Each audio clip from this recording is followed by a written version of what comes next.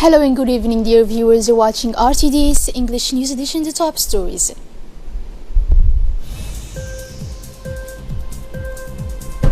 The President of the Republic, His Excellency Ismail Omar Guelleh, is participating in the 70th session of the Tea Guide in Yokohama, Japan. Sudan is preparing for the announcement of a new government composition to restore the economy and end internal conflicts. Thank you for joining us. It is one of the most important summits in the world that the country of the rising sun has given the economic meeting of the TGAD 70th edition. This conference dedicated to the development was focused on the development of public and private partnerships, innovation, business, health, and energy. This year's theme is centered on the ways and means to advance development in Africa through people, technology, and innovation.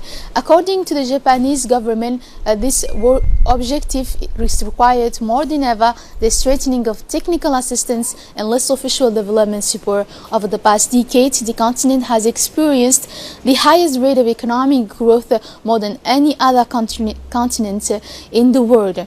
This summit will be more business-oriented than previous TGADs. Japanese private sector companies have asked the Japanese government to let them take over as drivers. It is in this context that a delegation of the business world, in addition to the officials, came to take part in this 70th TGAD summit composed of Djibouti entrepreneurs and the presidents of the Chamber of Commerce, Mr. Yusuf Musudwale, as well as the director of the National Agency for Investment Promotion, Mr. Absiye Dirar.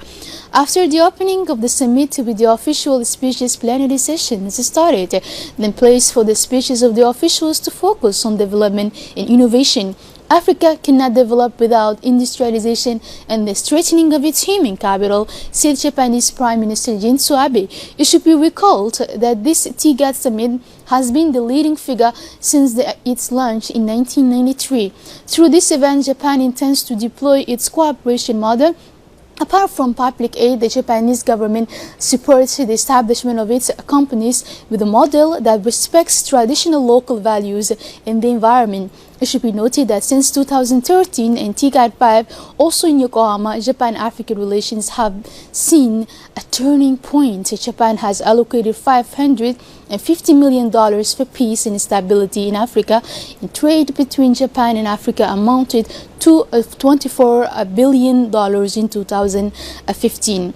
The President of the Republic, His Excellency Ismail Omar Guelleh, has delivered a speech during the summit where he congratulated and thanked the Japanese government for hosting this event in order to enhance cooperation between Japan and the African continent and to promote high-level political dialogue between African leaders and their partners.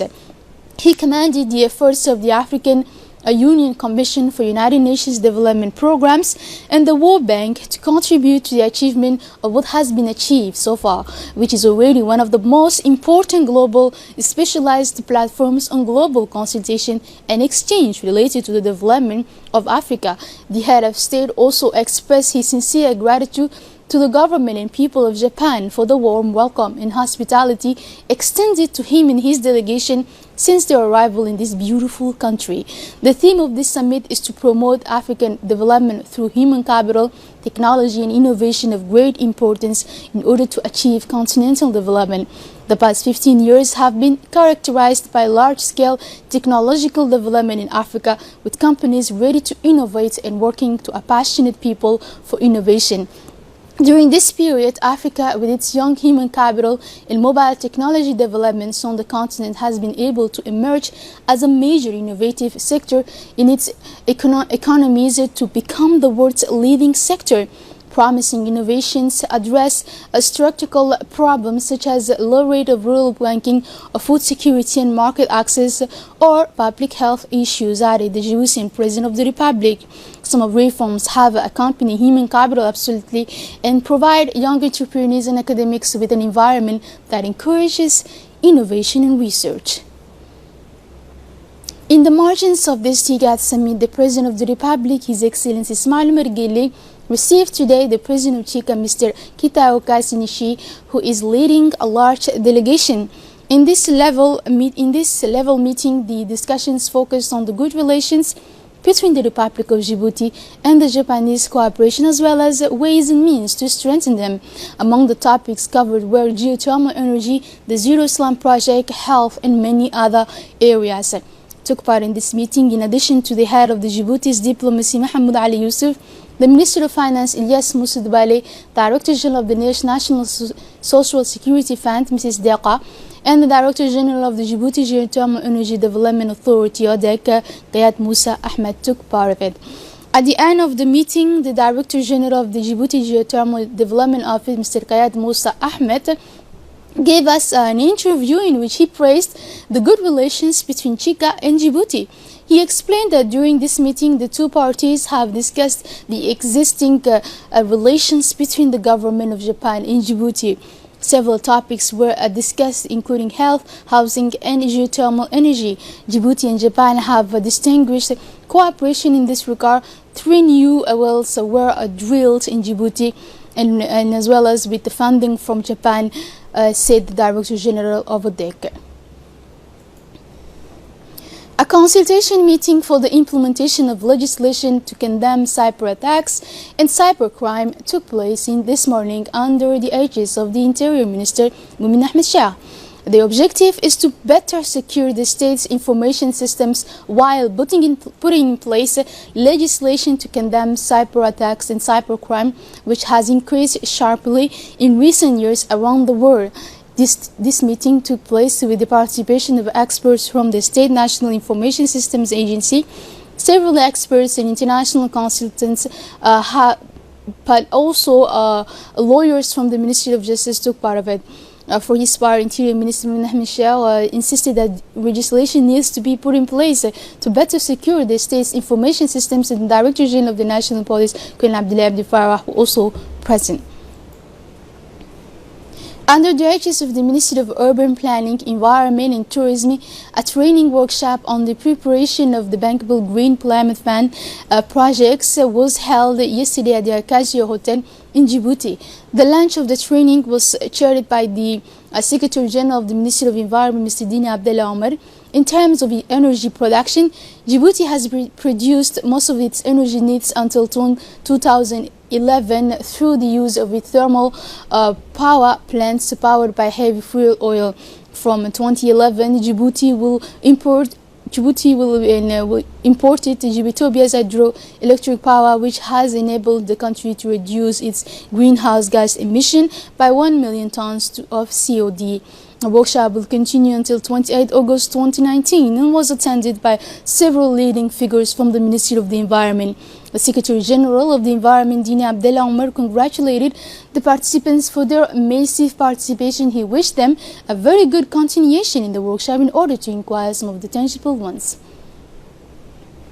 The Committee of the Balbala Mosquito Net Association, in collaboration with the National Network for Social Development, the Council of Districts and partners, organized a ceremony for the establishment of a solidarity fund in the popular district of Balbala, organized by the Mosquito Net Network, and the RNDC network is part of the Development and Social Cohesion Program initiated by the RNDS and sponsored by the Ministry of Social Affairs and Solidarity.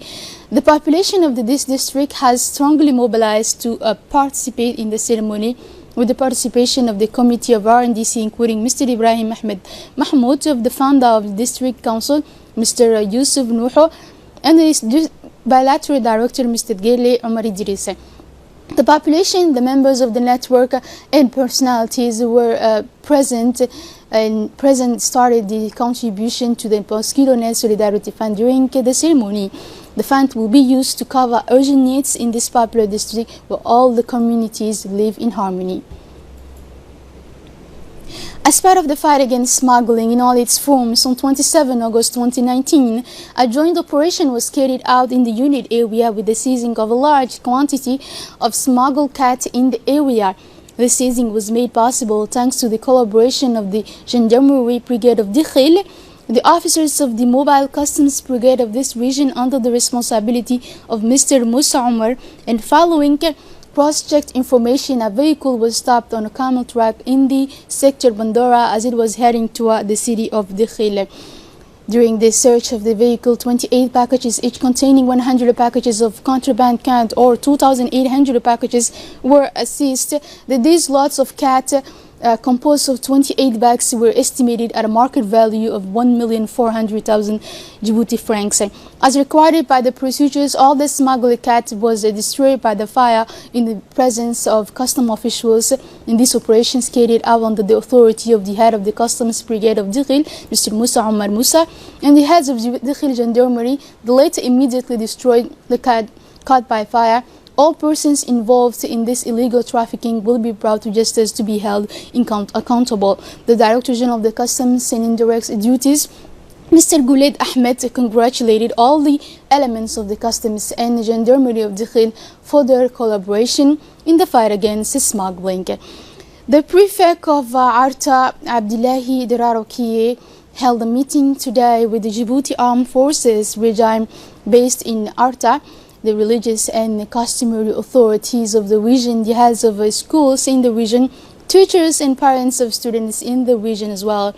The objective was to plan together the cleaning campaign of the region's public schools in preparation for the start of the school year. As part of the partnership between Djibouti Armed Forces and MENFAB, a campaign to clean up public schools in the Arta region in preparation for the start of the school year has been launched. This campaign, which began yesterday, will continue until the end of the week. The ADF, composed of both men and women, did not remain in vain, thus these are the schools in the Arta regions. For the smooth running of the activities, officers have been appointed to supervise the cleaning and sanitation work in the public schools. The objective of this campaign is to provide a healthy and pleasant environment for our young students at the beginning of the new school year that is about to begin. It must be said that these young school children who are still at peace are the future of the country. Mohammed Dilete's family and the Nasir Ali Uthman family warmly thanks all those who, both from Djibouti diaspora and many friends around the world, who expressed their support for the death of the late Lula Mohammed Dileta. The two families would also like to thank, in particular, the President of the Republic, His Excellency Ismail Omar Guelleh, the First Lady, Mrs. Khadra Mahmoud Haid, who have shown them in these painful circumstances a particularly touching expression of sympathy. In world news now, Sudan is preparing Wednesday for the announcement of a composition of new government to restore a bloodless economy and end internal conflicts after months of an unprecedented protest that brought down President Omar al-Bashir. Inaugurated on 21st August, Prime Minister Abdullah Hamdok is due to appoint members of his cabinet from among the names proposed by the Forces for Freedom and Change. According to a timetable agreed between the parties to the historic agreement signed on 17 August on the transition to Sudan after 3 decades of military rule, the composition of the government is to be announced on Wednesday. The government must be composed of maximum of 20 members chosen by Mr. Hamdok, with the exception of the Ministers of Interior and Defense, who will be appointed by the ministerial members of the Sovereign Council. The first Government Council meeting is scheduled for September the 1st. In the DRC, opponent Martin Fayoli, who is still claiming victory in last December's presidential election, yesterday denounced the takeover by former Congolese President Joseph Kabila of the new government and unveiled on Sunday night. In this government, the majority of the 66 ministries belong to supporters of the former president. Martin Fayoli contested his defeat in the presidential election in December 30 and claimed victory with 61% of the vote. Brazil finally said it was open yesterday to financial assistance from foreign organizations and even countries to fight fires in the Amazon on condition that it controls the funds after rejecting a G7 offer the day before. This reversal comes at a time when the fire have caused international outrage and threatened a EU-Mercosur free trade agreement negotiated over the past 20 years. For this former army captain, climate skeptic Brazil's sovereignty over its 60% Amazon, which he calls our Amazon, is not negotiable. The governors yesterday supported the president on the issue of sovereignty while calling for international assistance for the Amazon. That's all for this news. Thank you for joining us on the radio television of Djibouti and have a wonderful evening.